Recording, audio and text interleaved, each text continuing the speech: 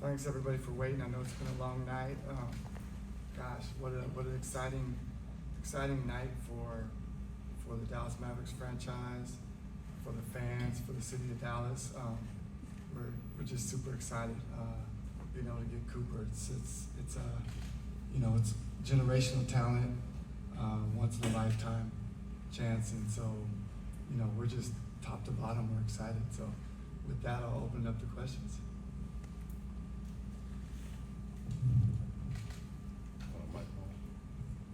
I guess it's a compliment to him because there's been so much speculation, but what position do you see him primarily playing? It's funny, Jay Kidd and I have this joke. When the season's over with, he passes me the ball, and then when the season starts, I pass him the ball back. And so that would be a Jay Kidd thing, but really, he's a basketball player. He can handle the ball, he can shoot, he can make plays for people, he's a good passer. He's going to be on the floor. And the big thing is who can he defend, and he's a great defender. So I think, positionally, I think you're going to see us play a different style of basketball with him and PJ on the wings. And then during his visit here, what was the most memorable part about getting to know him in person? Honestly, I think it's really the way people talk about him, less about how he talks about himself, but his coach will tell you, when I can coach my best player tough, it makes it easier to coach everybody else. His teammates will say, best teammate I've ever had, most competitive person, the GM of the team. It's like he's not entitled. So it's just like all the intangibles that he has is what really gets me excited. Abby Jones, DL Sports. LeBron James was kind of saying how rare it is that a rookie gets to start his career with established Hall of Fame players. How do you think this is going to accelerate his development in the NBA? I think it's actually awesome that somebody gets to develop on their own time, whatever that is, and we have the support that we can allow him to develop on his own time. We'll be able to win when he's having good games, and also win when he's not having his best. Kind of building off what Abby said, it's a unique situation because number one picks don't typically join a team that's in a win-now window. How do you see things going in terms of him being a focal point versus the vets, kind of being their team? Yeah, I think when you really have a good culture, I don't think it matters who's the focal point, who's the guy. I think if you're just playing and everybody's focused on winning, then it just kind of the ball's gonna find people and you're gonna play. When he came here, 6 guys took him out to dinner the second night. So I just think, it's kind of unique for a team that didn't make the playoffs, and 6 of their players are taking the potential draft pick out to dinner. So I think our culture is a lot stronger than people realize. So I don't worry about the focal point thing.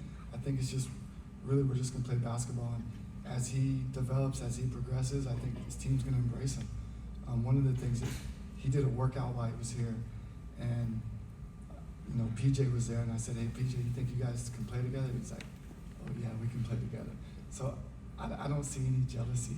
I think guys are excited to play with them, and as he's ready, he's gonna get more and more opportunity. Maybe just because it was in New York, but Cooper got asked if he had assurances that Jason Kidd was going to be the coach next season. You obviously brought up Jay Kidd just a second ago, but since it keeps being asked, since the rumors are still out there, just wanted to see if you can conclusively say that Jay Kidd is going to be the head coach next season. Are there rumors still out there about Jay Kidd? Apparently. Oh, okay. I thought I shut him down. Yes, he will be the coach next year. Nico over here.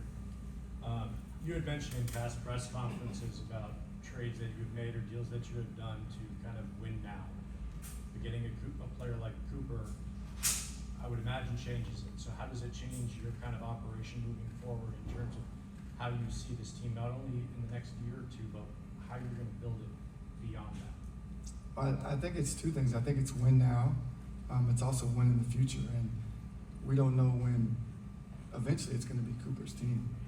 We don't know when that transition will happen. So I think it's win now, and then set yourself up to win in the future as well. Nico right here. My name is Jordan Stroh with Clutch Points. My question is, heading into the NBA draft lottery, 1.8% chance you guys win the lottery. What is your initial reaction, and just how surprised were you when you found out you guys won the lottery? Yeah, I was extremely surprised. All my draft prep up to that point was, us being in the 11th position. So that's just, but things happen. Fortune favors the bold. So exciting things fell our way. What impressed you the most, Nico, when you first met Cooper, and how do you see him fitting in overall? He's a basketball player. He plays on both sides of the ball. He can fit into any style of play. He's in great shape. He guards multiple positions. He can play multiple positions on offense. Great playmaker. He scores points, but he does it in the flow.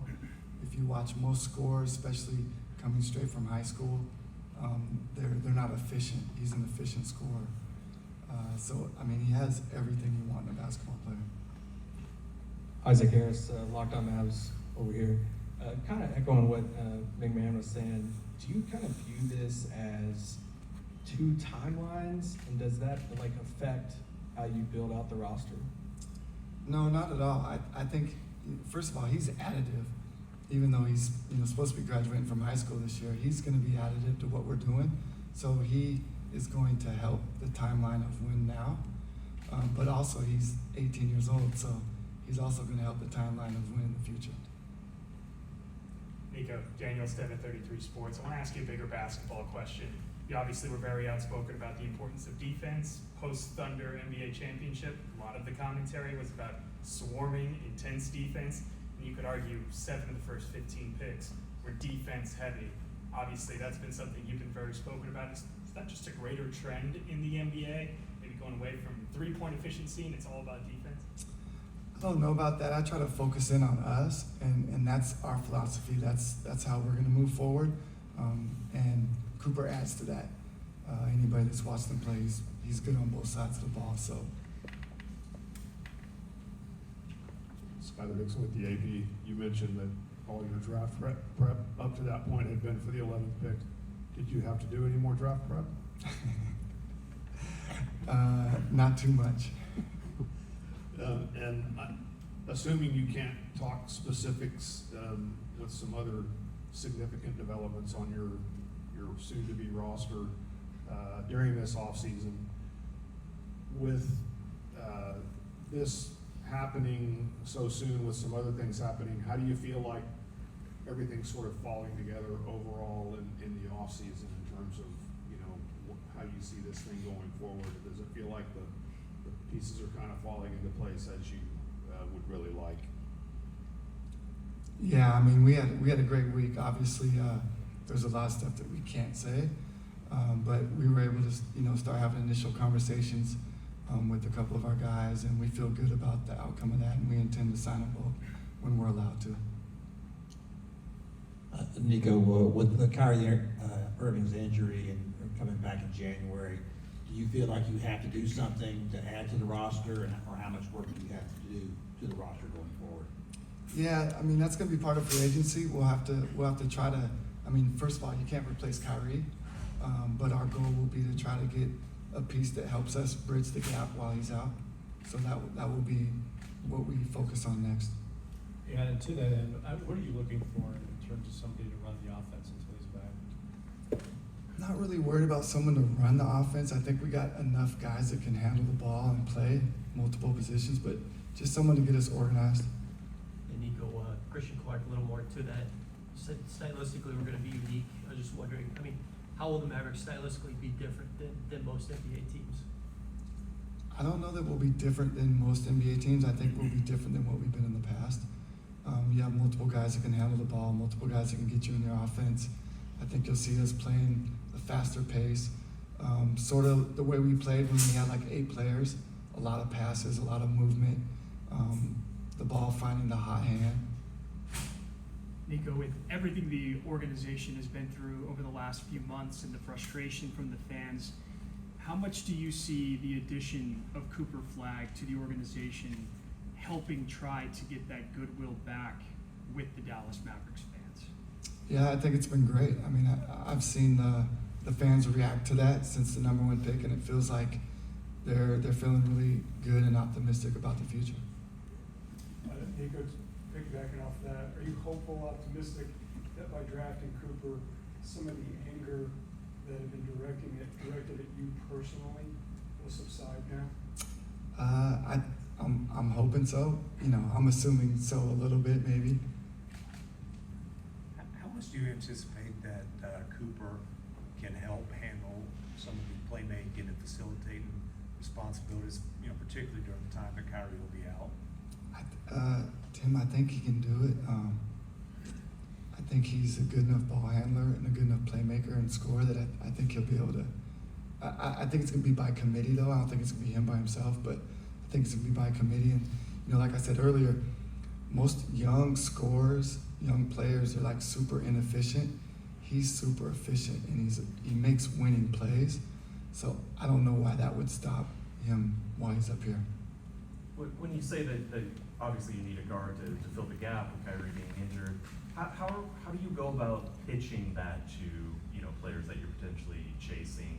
In the sense, is it more about, you know, there's a role for you when Kyrie's absent? Is that idea, if possible, to get somebody who's going to be, you know, able to contribute once Kyrie comes back as well?